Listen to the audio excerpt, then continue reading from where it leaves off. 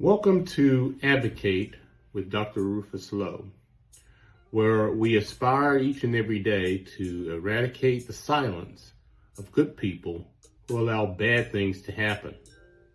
And in doing so, we can together provide a new and glorious path forward for all. Our conversation will be based on the teachings of my latest book entitled Shadow Tolerance, Your Guide to Accepting Racial Difference. I'm Maurice Dubois. I'm John Dickerson. The gathering of America's top generals and admirals at the U.S. Marine Base in Quantico, Virginia today was extraordinary, and what they heard from their commander-in-chief and their Secretary of Defense, no less so. President Trump suggested using America's cities as a training ground for the U.S. military. And Secretary Hegseth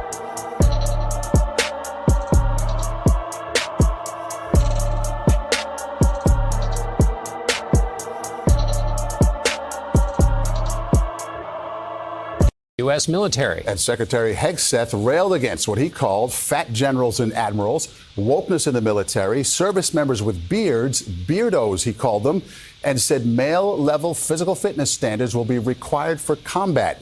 Anyone who does not like all of this, Hegseth said, can leave. And for a president...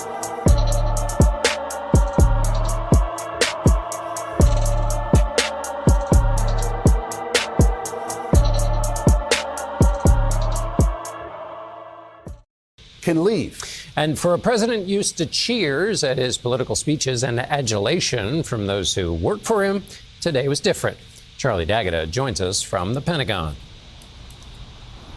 Very different in so many ways, John. Joint Chiefs of Staff Chairman Dan Kane started the meeting by saying it was unprecedented, the scale of senior military officers, what he called the first leaders all call. No one was sure quite to what to expect in what turned into a political rally.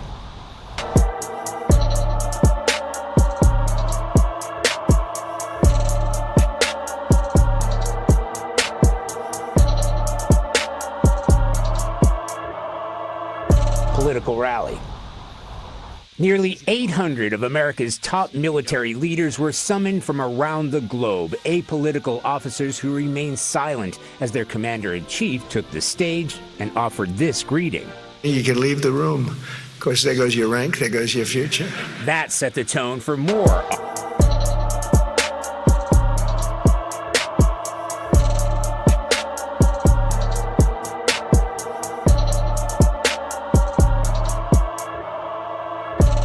That set the tone for more awkward moments to come, including the president's suggestion that dangerous U.S. cities like those where National Guard are currently deployed should be used as training grounds for U.S. troops. This is going to be amazing.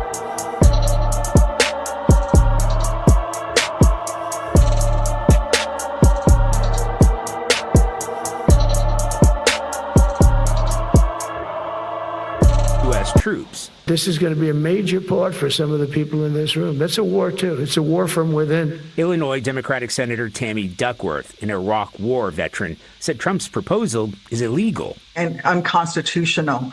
You cannot deploy our military onto the streets of our cities. Defense Secretary Pete Hegseth opened the meeting and ripped into diversity initiatives put in place by previous administrations. No more identity months, DEI offices, dudes in dresses. No more climate change worship. No more division, distraction, or gender delusions. That includes, he said, a return to the highest male physical fitness standards. I don't want my son serving alongside troops who are out of shape, or in combat unit with females who can't meet the same combat arms physical standards as men. And he took a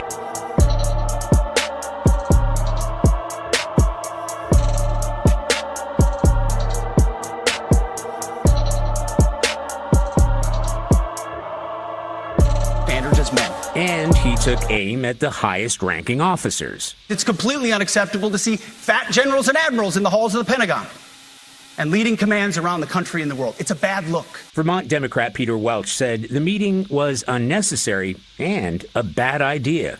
It's a further effort to politicize the military. It's very, very alarming. There is no reason to bring all of these people at enormous taxpayer expense to Washington to get a pep talk.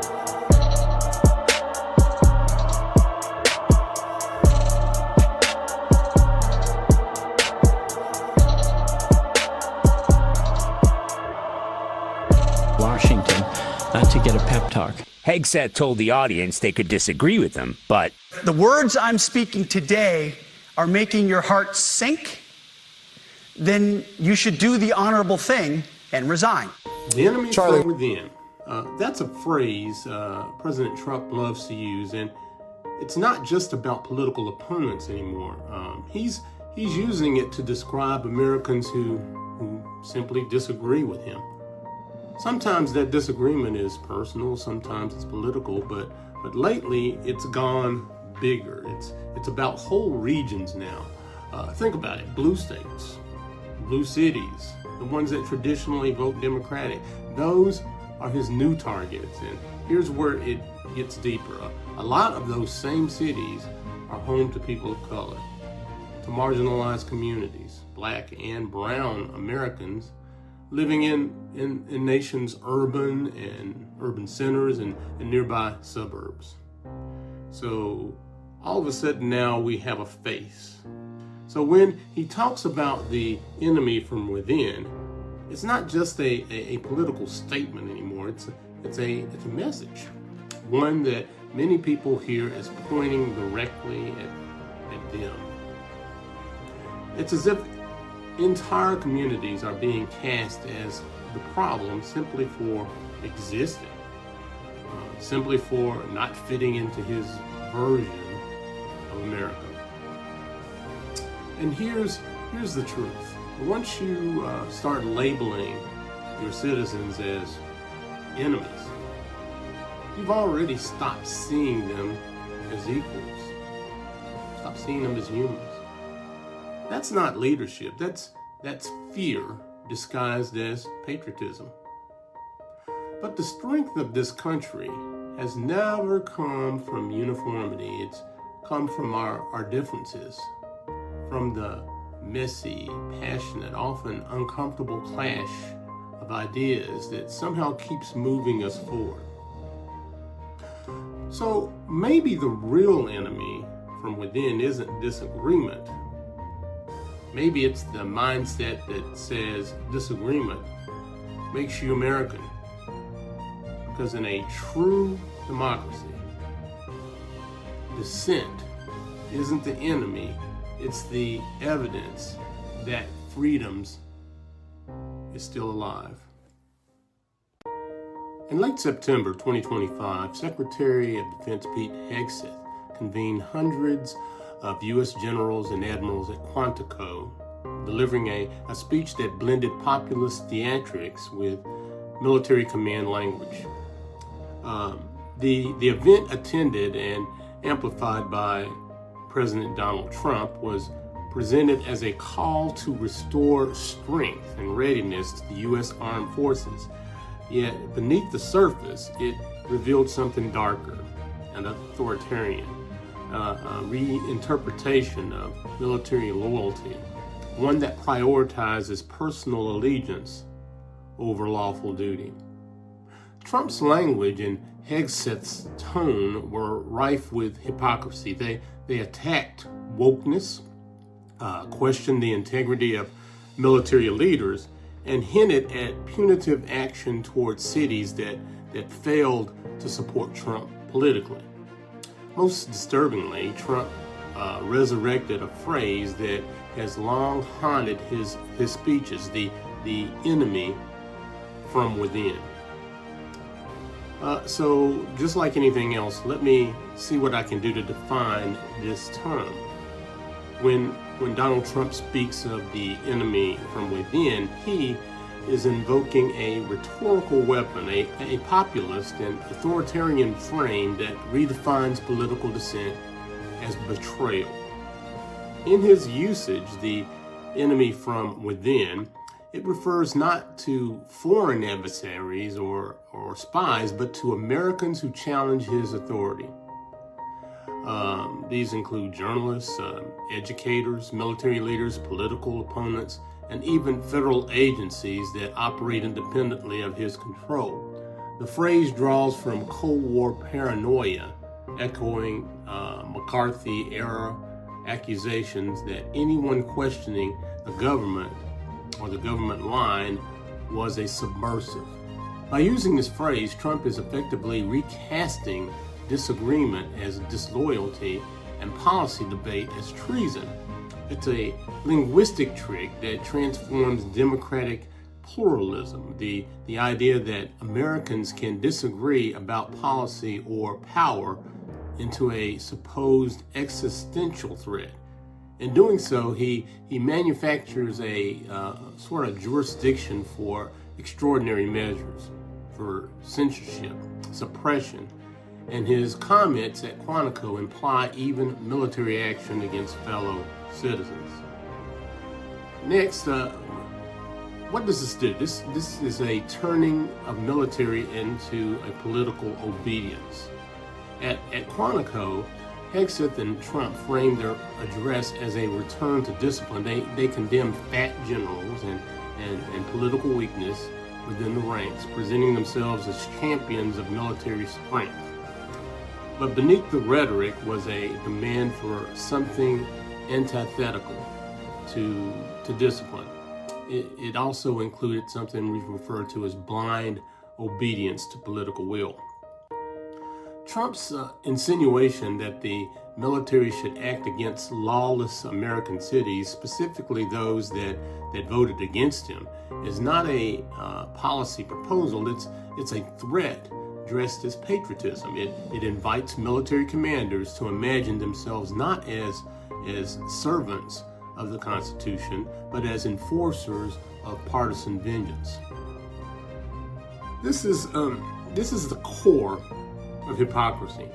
Trump and Hegseth invoke the Constitution when it suits their narrative, but disregard it when it limits their power. They demand that military officers break with lawful order in the name of saving the nation. A justification lifted straight from the authoritarian playbooks. So let's think a little bit about this and how we will go further. The enemy from within as a political strategy. See, Trump's repeated use of the enemy from within serves a strategic purpose. It creates a moral panic that allows him to frame pretty much any institutional resistance, from the Justice Department, the Pentagon, or the press, as evidence of corruption or sabotage. This tactic accomplishes let's just say it accomplishes three things. One, it delegitimizes critics. If opposition is the enemy, then dissent automatically becomes suspect. It justifies control. Once internal critics are labeled enemies, extraordinary measures such as censorship, purges, or intimidation become defensible. It rallies followers through fear by painting half the country as traitorous. Trump cultivates a siege mentality that binds his supporters more tightly to him. The hypocrisy is that Trump positions himself as a defender of freedom while systematically narrowing the definition of who really counts as a real American.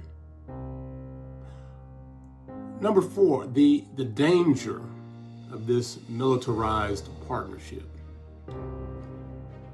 Trump's rhetoric and Hegseth's complicity represent not just political theater, but a genuine erosion of the boundary between civilian authority and military neutrality. If political leaders begin using the military as a domestic enforcement tool, punishing cities that failed them at the ballot box, they destroy the apolitical integrity of the armed forces.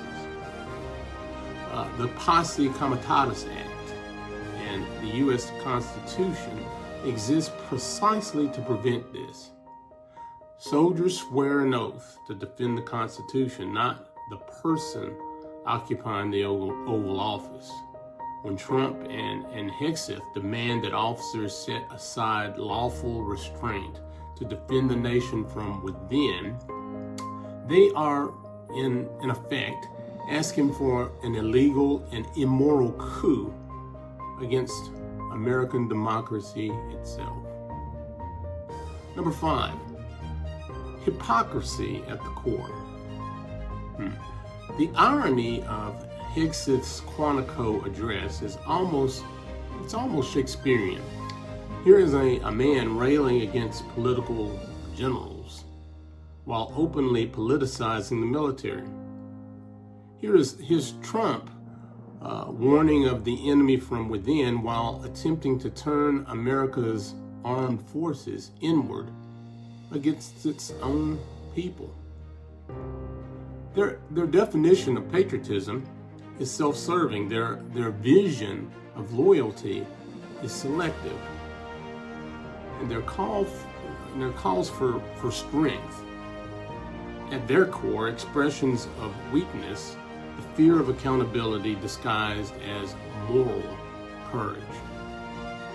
So, in conclusion, I'd like to say the real enemy within, and I'd like to ask that, if we take Trump's phrase seriously, the real enemy from within is not the journalist, not the protester, or the general who refuses an unlawful order. It's the creeping authoritarian impulse that demands absolute obedience at the expense of the rule of law. Pete Hegseth's performance at Quantico was not a defense of freedom, it was a warning sign. The greatest threat to American democracy has never been disagreement.